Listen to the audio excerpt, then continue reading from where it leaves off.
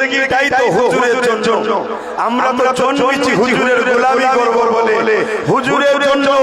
হাসতে হাসতে আমরা জিন্দেগি দিতে রাজি আছি ঠিক না বেঠো আওয়াজ দিয়ে বলুন ঠিক না বেঠো তামান নবী পাক সাল্লাল্লাহু আলাইহি ওয়াসাল্লাম 12 রবিউল আউয়াল সোমবার শবে সাদেকের সময় আসলেন কি করতে এসেছিলেন পৃথিবীর বুকে যে অন্যায় যে অত্যাচার যে জুলুম যে রাহাজানি যে খুনোখুনি যে দাঙ্গা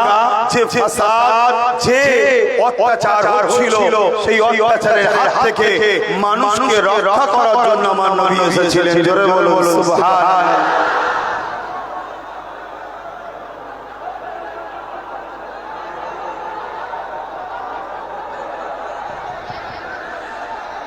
এই দেখেন ভাই এক কথা শুনেন না